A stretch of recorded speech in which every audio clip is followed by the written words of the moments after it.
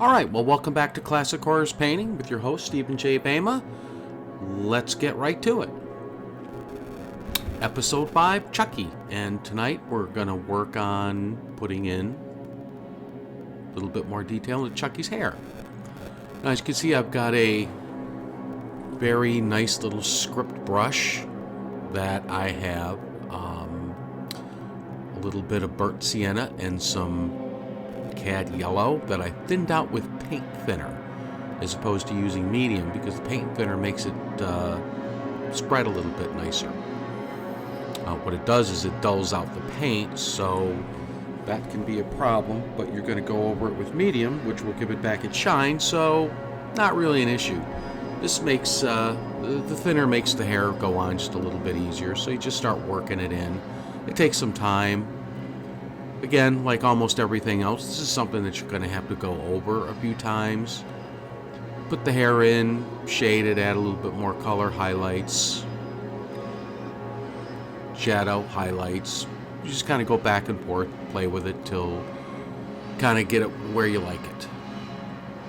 So I do kind of speed through that a little bit. And here I'm just doing a little bit of work on the flesh, where I'm going to start taking some different colors. So I'm going to start off with some pink with a small brush, some pink with a lot of medium in it, and I'm just going to randomly start placing little dabs of pink all over his face.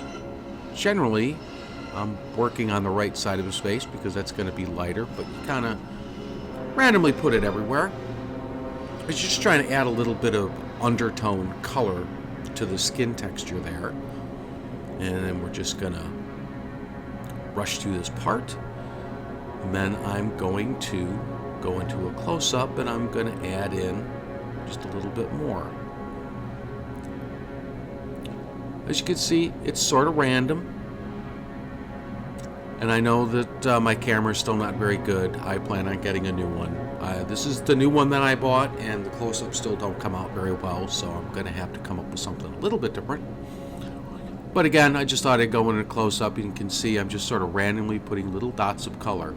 I'm going to end up using some pink, some sap green and white, and then a little bit of phthalo blue and white. And I'm just going to kind of go over some areas and just add some color to it. Like I said, not a wash, not all over the place, just little bits and dabs of color. So now we're going to get into doing a little bit of wash. Now after this dries, as you can see, I'm using a sap green and medium wash, and I'm just going to start shading the left side of his face. And I'm going to use the sap green because it's a little bit brighter, just to add a funky color. I tend to put, one color on the left side, a different color on the right side. Don't really know what I'm going to do with this one because I kind of make it up as I go, but here I just thought, well, I'll add a little bit of sap green to it, and these are thinned out so that they're very, very light. So if you decide that you don't like it, you're not making a huge difference in the painting. This is so thin, so transparent. You're just adding some color to the flesh tone. You can see I'm just sort of randomly putting it here and there. This color will eventually end up reflecting some colors that I'm going to put in the background.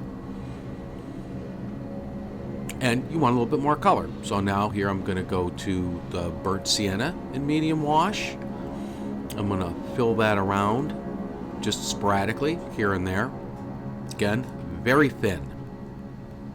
And just work it around. I'm doing this wet on wet. So I put the sap green in. Now I'm going to put the burnt sienna in, wet on wet. I'm doing all this all in one sitting. And then when I get all this done, then I think I'm going to end up putting some flesh tone back in.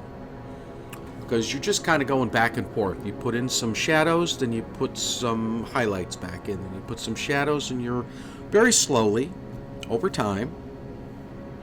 As you can see, this can be a little little bit of a tedious and slow process, but over time you're building up all these layers and layers and layers of colors. And you do end up getting a much deeper, richer looking painting that has a little bit more life to it. Now at this point I decided I needed to put a little bit more red or like around his eyes, so I went back to my permanent rose and really thinned it out with some medium. And I'm just kind of putting it around his eyes, mouth, in the shadows, so that they're not just so dark. They're, you know, sort of a dark brown shadow with a reddish hue to it. It makes it a little bit more interesting because all these colors are transparent. And when the light hits them from certain dimensions, you see different colors. So it does make it more interesting. And you could probably tell by now from, you know, where we started that this looks quite a bit different. And once I get to the end of the painting, I'll do a transformation from the very first rough sketch to a slow fade into where we end up. Now, I realize that as I'm setting this up and working on this, I'm having to work on this on a flat table so I can get my camera set up where I want to, which is a very uncomfortable way for me to paint.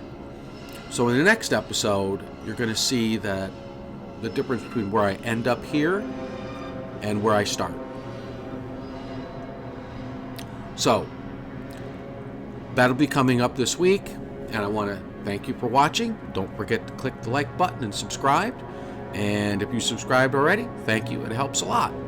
So until next time, have a good night.